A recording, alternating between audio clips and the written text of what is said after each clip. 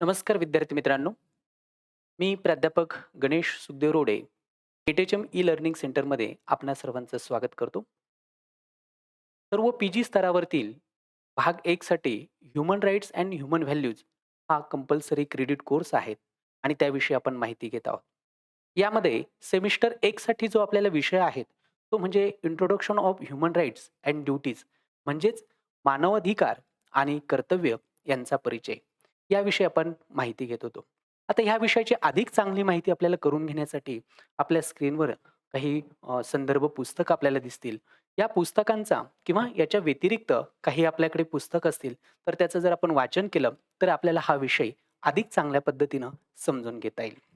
विद्यार्थी मित्रांनो, या विषयामध्ये म्हणजे मानव अधिकार आणि कर्तव्य यांचा परिचय आपण बघत असताना त्यातला घटक क्रमांक 3 किंवा प्रकरण क्रमांक 3 ते म्हणजे कायदेशीर तरतुदींच्या परिभाषेची ओळख, ज्याला आपण introduction to terminology of various legal instrument असं म्हणतो, त्याविषयी आपण चर्चा करत होतो.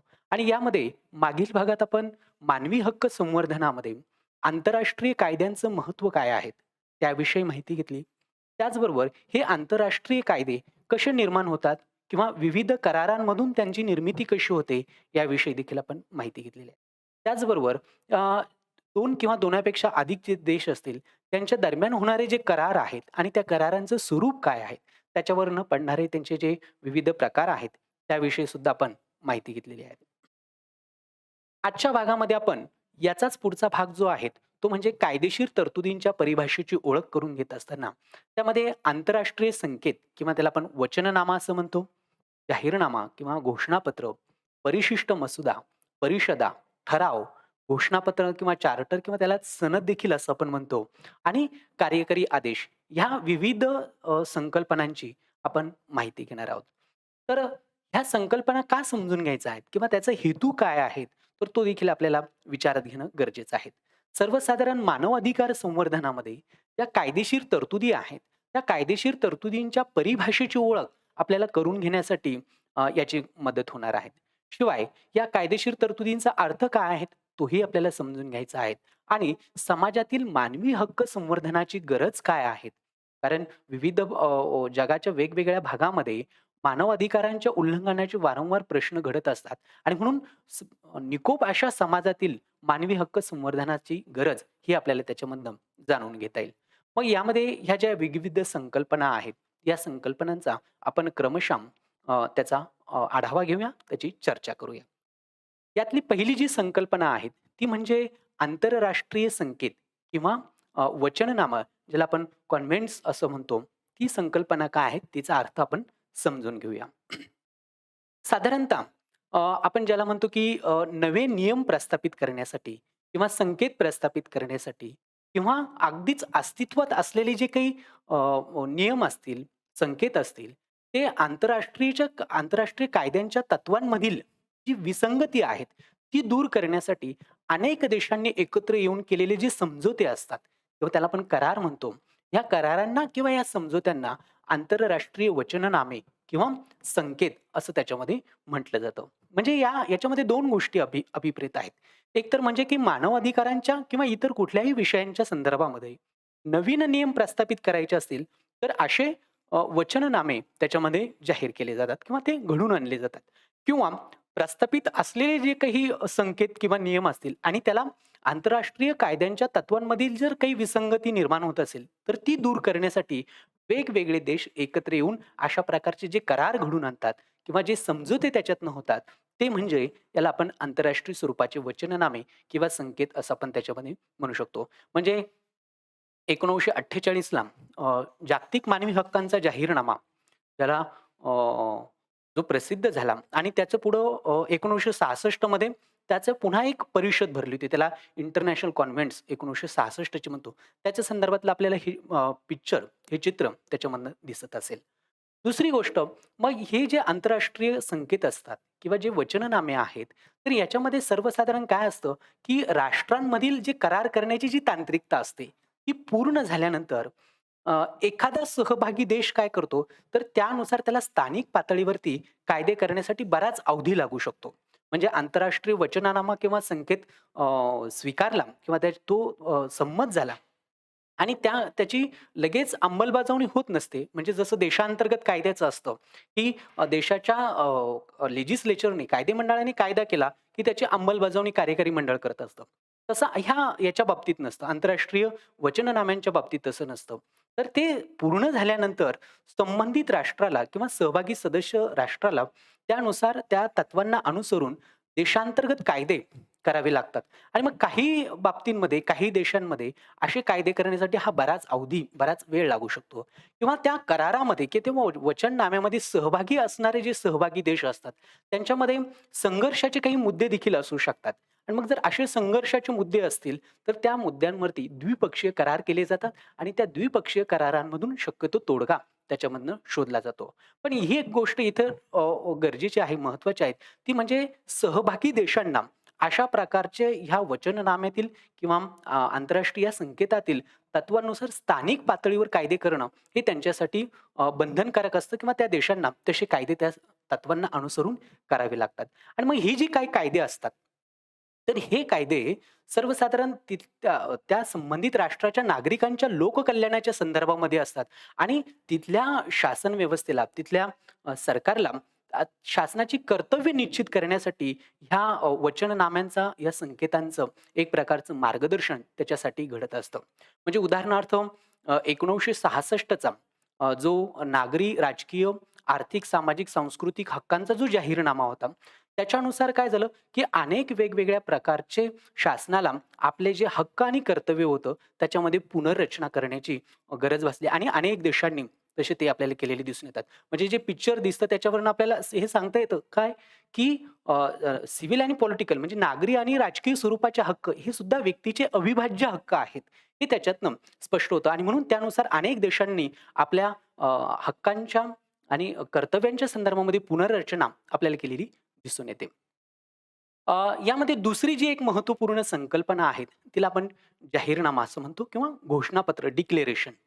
आता सर्वसाधारण संयुक्त राष्ट्र संघटना किंवा संयुक्त राष्ट्र संघटनेसारखी एखादी आंतरराष्ट्रीय संघटना आणि त्या संघटनेने घालून दिलेली जी तत्व असतात आणि ही तत्व सदस्य राष्ट्रांनी त्याचं पालन करावं या हेतूनं त्याचं महत्त्व तिथे विषद केलेलं असतं. त्यालाच आपण जाहीरनामा असं आपण म्हणत असतो. याचं उत्तम उदाहरण आपल्याला सगळ्यांना माहिती आहे, की मानवी हक्कांचा जाहीरनामा universal declaration of human rights त्याला आपण म्हणतो.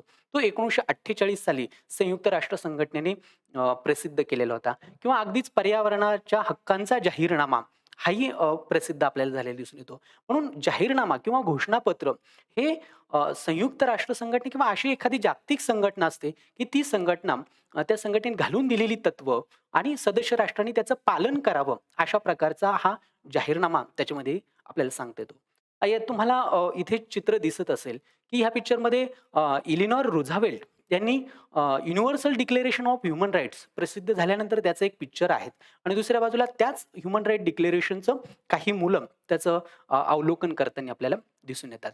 आता मग हा जो अ, जाहीरनामा आहेत किंवा घोषणापत्र आहेत, हे साधारणतः एक मुख्यत्वे धोरणविषयक विधान त्याच्यामध्ये जाहीरनाम्यामध्ये केलेलं असतं आणि त्याच्यामुळे त्या संघटनेचं म्हणजे जी संघटना अ, अ, हे घोषणापत्र किंवा हा जाहीरनामा प्रसिद्ध करत असते, त्या संघटनेचे एक दृष्टिकोन, त्या संघटनेची तत्व त्यातनं अभिव्यक्त होताना दिसतात आणि त्याच्यामुळे तो कायदेशीरदृष्ट्या त्याला कोणत्याही वैधतेची गरज नसते. त्या संघटनेने तिचे एक नीतिनिर्देशक स्वरूपाचं किंवा तत्वांच्या स्वरूपात, दृष्टिकोन स्वरूपात तो प्रसिद्ध केलेला असतो आणि त्याच्यामुळे तो सदस्य राष्ट्रांवरती बंधनकारक सुद्धा नसतो. पण मात्र सदस्य राष्ट्रांनी या जाहीरनाम्यातील तत्वांना अनुसरून त्याच्यावर चर्चा करून द्विपक्षीय करार करावे, बहुपक्षीय स्वरूपाचे करार करावे किंवा त्याच्या आधारावर काही संकेत, काही वचननामे प्रस्थापित करून त्याचं कायद्यात रूपांतर करावं, अशा स्वरूपाची एक अपेक्षा त्याच्या आधारावर केलेली असते. म्हणजे 1948 चा जो जाहीरनामा होता, वर्ल्ड ह्युमन राईट डिक्लेरेशनचा. तर त्याच्या आधारावर पुढे 1966 मध्ये नागरी आणि राजकीय वचननामा, ज्याला आपण international convent on civil and political rights आणि दुसऱ्या बाजूला आर्थिक, सामाजिक, सांस्कृतिक वचननामा असे 2 त्याचं विभाजन करण्यात आलं. आणि एक गोष्ट ही महत्त्वाची आहे, की वचननामा हा सहभागी देशांना संबंधित राष्ट्रांना हा बंधनकारक असतो. जाहीरनामा हा बंधनकारक नसतो. पण जाहीरनाम्यातल्या तत्वांना अनुसरून काही द्विपक्षीय करार करून त्याचं वचननाम्यांमध्ये, त्या नवीन तत्वांमध्ये, कायदेशीर बाबतीमध्ये त्याचं रूपांतर करणं, अशा प्रकारची एक अपेक्षा त्यामध्ये आपल्याला केलेली दिसून येते. त्यानंतर तिसरी एक महत्त्वपूर्ण संकल्पना आहे, ती आपल्याला आपण त्याचं नाव ऐकलेलं असेल, की ती म्हणजे परिशिष्ट मसुदा किंवा त्याला आपण इंग्रजीमध्ये प्रोटोकॉल असं म्हणतो. आता सर्वसाधारण प्रोटोकॉल ही जी संकल्पना आहे, ह्या संकल्पनेला आंतरराष्ट्रीय राजकारणामध्ये सर्वसाधारण राजशिष्टाचार असं म्हणतात. परंतु आपल्याला अ, हा अर्थ इथे अपेक्षित नाहीये. तर मग परिशिष्ट मसुदा म्हणजे काय? तर सर्वसाधारण एखादा जो करार झालेला असतो म्हणजे मूळ करार असेल किंवा जो समझोता असेल आणि त्या करारामध्ये किंवा त्या समझोत्यामध्ये सहभागी देशांना जर असं वाटलं, की त्याच्यात अजून काही बदल घडावे, अजून काही त्याच्यात दुरुस्त्या सुचवाव्या किंवा सुधारणा सुचाव्या, असं जर त्यांना वाटत असेल, तर मग ते सहभागी देश म्हणजे जे मूळ करारामध्ये सहभागी झालेले देश आहेत, हे देश एकत्रित येतात आणि पुन्हा त्याच्यावर नव्यानं वाटाघाटी केल्या जातात. त्याचा लिखित आशय तयार केला जातो. त्याच्यावर सह्या होतात. म्हणजे एक प्रकारची त्याला वैधता प्राप्त करून देतात आणि ही सर्व औपचारिकता पार पाडल्यानंतर जो मुख्य मसुदा असतो, म्हणजे जो मूळ करारातला, त्या मुख्य मसुद्याला हा परिशिष्ट मसुदा म्हणजे ज्याला ॲडिशनल जो मसुदा असतो, तो मसुदा त्याला जोडला जातो. साधारणतः त्याला आपण प्रोटोकॉल असं म्हणतो. प्रोटोकॉल हा मूळ करारा इतकाच महत्त्वाचा असतो. म्हणजे त्यालाही तितकंच कायदेशीर महत्त्व प्रोटोकॉलला प्राप्त झालेलं असतं. म्हणजे याचं उत्तम उदाहरण म्हणजे तुम्हाला इथे पिक्चरमध्ये दिसत असेल, की प्रोटोकॉल नंबर जो 16 आहे, तो युरोपियन कन्व्हेन्शन्समध्ये ह्युमन राईटच्या संदर्भामध्ये स्वीकारलेला आपल्याला दिसून येतो. सर्वसाधारण किंवा दुसरं उदाहरण म्हणजे की भारतीय राज्यघटना आपल्याला माहिती आहे, की भारतीय राज्यघटना ज्यावेळेस तयार झाली, त्यावेळेस ती त्याच्यामध्ये 395 कलमे, 8 परिशिष्ट होती. बरोबर? आणि त्याच्यानंतर ती वाढली आता 12 परिशिष्ट आहेत. परिशिष्ट म्हणजे ही मुख्य राज्यघटनेला जोडून ॲडिशनल केलेली असतात. तसंच परिशिष्ट मसुदा हा मूळ करारातल्या मसुद्याला नंतर जोडलेला मसुदा म्हणून त्याच्यामध्ये आपल्याला सांगता येतो. आता याच्या संदर्भात एक गोष्ट अजून आपल्याला अशी लक्षात घेता येऊ शकते, की एखादा देश असा असेल, की तो त्या मूळ करारामध्ये सहभागी आहे.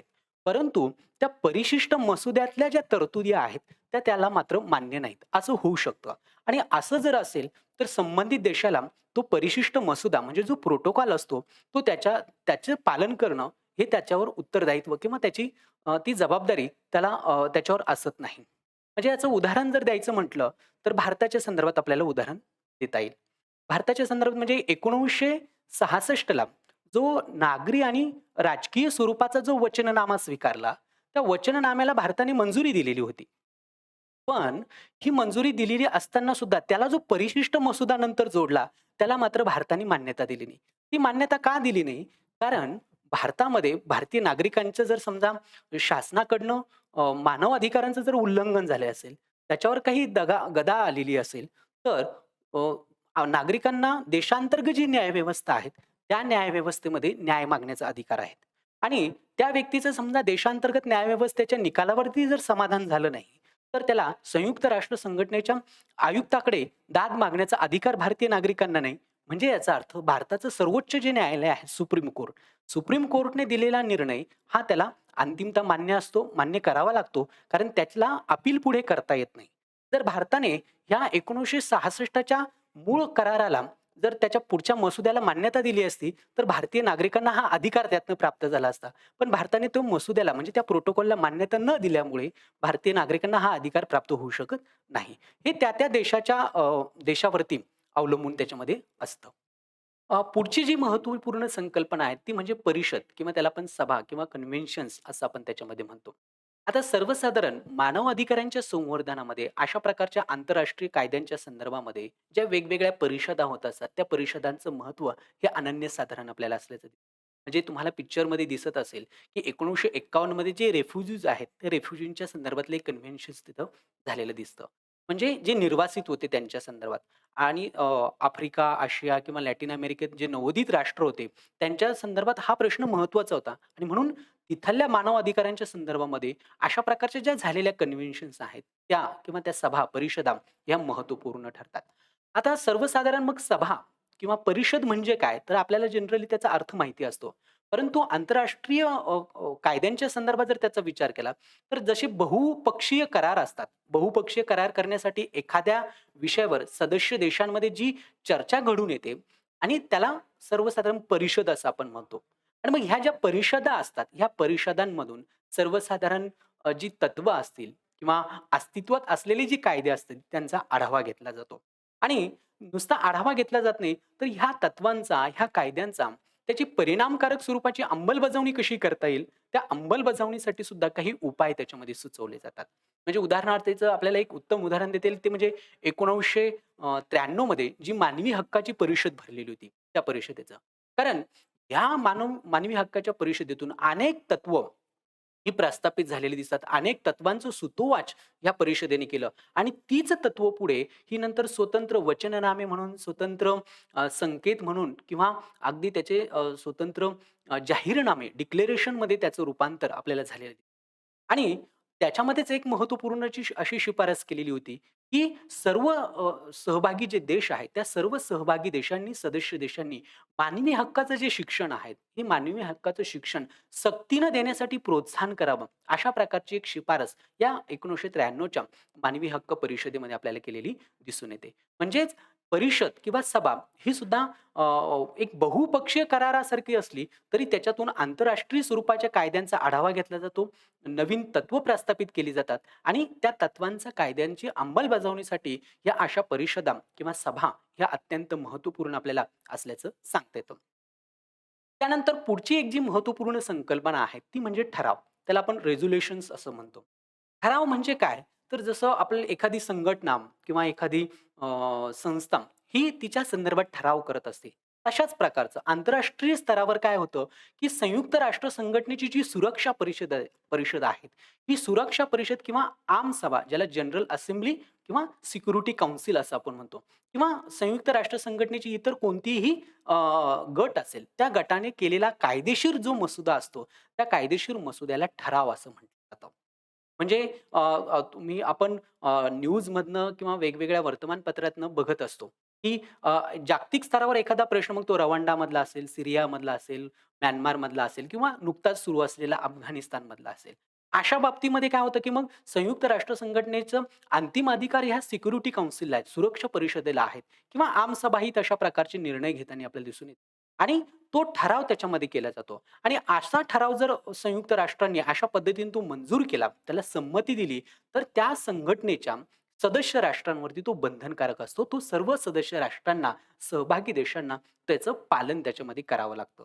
जसं आपल्याकडे एखाद्या संघटनेच्या कार्यकारिणीने घेतलेला निर्णय, हा त्या संघटनेतल्या सर्व सदस्यांना त्याचं पालन करावं लागतं किंवा कॅबिनेटने घेतलेला निर्णय हा सरकारमधल्या सर्व स्तरावरच्या घटकांना तो मान्य करावा लागतो. म्हणजे आपल्याला एक इथे पिक्चर त्याच्यामध्ये दिसेल, की संयुक्त राष्ट्र संघटनेने इराणमधील जे काही मानव अधिकारांच्या उल्लंघनाच्या संदर्भातले जे प्रश्न होते, त्याच्या संदर्भात एक ठराव मंजूर केलेला आपल्याला त्याच्या माध्यमातून दिसू शकतो. म्हणून ठराव ही संकल्पना सुद्धा मानव अधिकारांच्या संवर्धनाच्या दृष्टिकोनातून अत्यंत महत्त्वपूर्ण आपल्याला असल्याचं सांगता येतं. त्याच्यानंतर पुढची एक जी महत्त्वपूर्ण संकल्पना आहे, ती म्हणजे अ, घोषणापत्र किंवा त्याला आपण चार्टर किंवा सनद असं त्याच्यामध्ये म्हणतो. आता चार्टर किंवा सनद म्हणजे काय? तर एखाद्या आंतरराष्ट्रीय संघटनेने, मग ती कोणत्याही प्रकारची संयुक्त राष्ट्र संघटना असेल किंवा इतर एखादी संघटना असेल.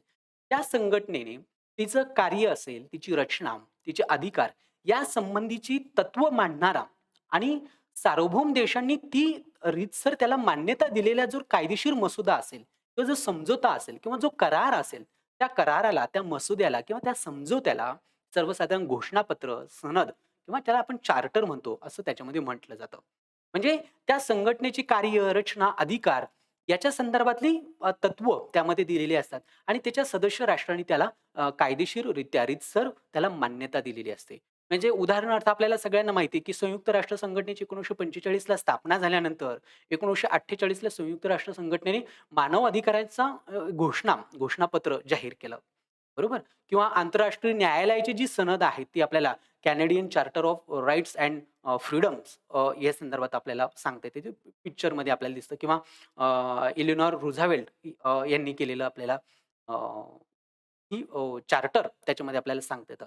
म्हणून घोषणापत्र किंवा हे चार्टर ही सुद्धा एक महत्त्वपूर्ण कायदेशीर बाब म्हणून आपल्याला त्याच्यामध्ये सांगता येते. त्याच्यानंतरची एक महत्त्वपूर्ण जी संकल्पना आहे, ती म्हणजे कार्यकारी आदेश. त्याला एक्झिक्युटिव्ह ऑर्डर असं आपण त्याच्यामध्ये म्हणतो. एक्झिक्युटिव्ह ऑर्डर म्हणजे ही कार्यकारी आदेश कशाला म्हणायचं, तर सर्वसाधारण एखादा आंतरराष्ट्रीय करार झाल्यानंतर आणि त्या कराराला स्वीकृती मिळाल्यानंतर तो करार अंमलात येण्यासाठी, जसं मी आधी आपण सुरुवातीलाही सांगितलं, की केवळ आंतरराष्ट्रीय पातळीवर करार झाला म्हणून तो एखाद्या देशाला जसाचा तसा लागू होत नाही. तर त्या करारातल्या तत्वांना अनुसरून संबंधित सार्वभौम राष्ट्राला स्वतःच्या लेजिस्लेचरमध्ये त्या स्वरूपाचे कायदे तयार करावे लागतात.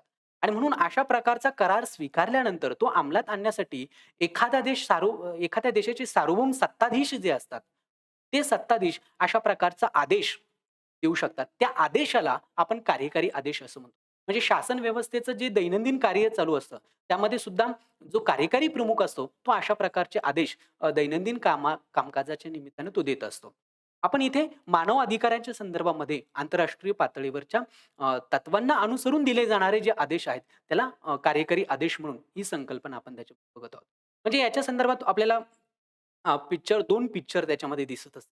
एका बाजूला अमेरिकेचे राष्ट्राध्यक्ष हे कार्यकारी स्वरूपाची ऑर्डर, एक्झिक्युटिव्ह ऑर्डर त्याच्यावर साइन करताना दिसतात. किंवा दुसऱ्या पिक्चरमध्ये आपल्याला भारताचं जे कार्यकारी मंडळ आहेत, कॅबिनेट मंडळ आहेत, त्यांच्यामध्ये अशा प्रकारची चर्चा सुरू असल्याचे दिसते. म्हणजेच काय, तर हा कार्यकारी जो आदेश असतो, तर ह्या कार्यकारी आदेशाच्या द्वारे तर एखाद्या मुद्द्यावर जर विसंगती किंवा विरोधाभास जर आढळला, तर असे आदेश काढून सरकार काय करू शकतं, आपली भूमिका त्याच्यामध्ये स्पष्ट करू शकतं. म्हणजे मानवी हक्कांच्या संदर्भात असू द्या किंवा इतर कुठल्याही घटकांच्या संदर्भात असू द्या.